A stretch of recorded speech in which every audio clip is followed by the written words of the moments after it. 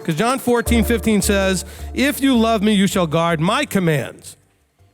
And so a Christian might say to you, well, I just got to look in my red letter Bible and see all the things that Messiah said, and that's all I got to worry about.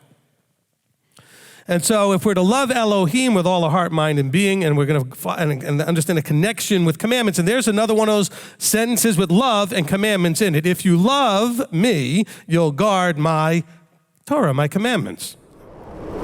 But he's always referring about another entity. I go to my Father. I am going there, and he's always referring to an outside, separate entity from himself.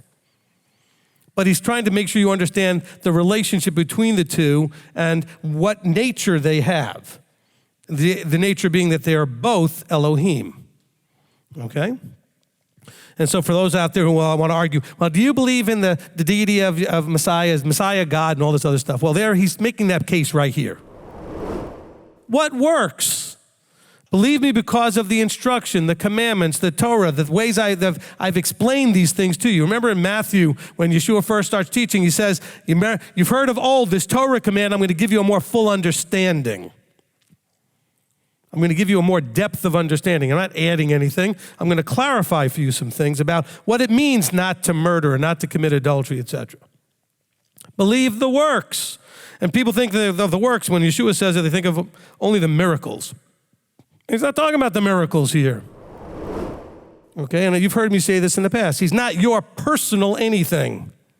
You belong to him. It's backwards. You know, Paul rightly tells us that you were bought with a price. He owns you, not the other way around. It's not your personal anything. Whether you accept it or not, whether you believe it or not, whether you profess it or not, whether you claim it or not, he is Messiah. You should have a very clear understanding that he's not talking about just the words he has spoken in red letters when he came in the flesh suit. He said, these are always my Father's words. So everywhere you find the Father's words. Now, in the Old Testament, every time Yahweh speaks, you're still getting the Father's words. Just like every time Yeshua speaks, you're still getting the Father's words. So let's say every time you hear, thus said Yahweh, or Elohim said, those are the Father's words. Doesn't matter who's actually speaking them, they're still the Father's words. I don't get all mad at me. You were in this church and you did this and you thought you had all of that. And look, I'm glad he helped you because look, Caleb and Joshua got help. Lots of people got help from where they were. The Ruach can help you when you're not where you're supposed to be. But what he's talking about here, this fullness of help comes from those who are covenanted and are submitted to keeping the commandments. I'm not saying you didn't have any. I'm not saying that nobody in a church has any of the Spirit, but not the way they think they do. Not on the level they think they do. When he talks about, and whatever you ask in my name that I shall do in order that the Father might be esteemed, he says he might be esteemed in the Son. What does that mean? He's going to be esteemed in the truth, in the way, in the Torah, in the Word. See, that esteems the Father. When you immerse yourself in the Son, you're immersing yourself in the walking, talking, living Torah. You're becoming like him. He says, follow me. You too should become a walking, talking, living Torah. Okay? You should be Torah in flesh.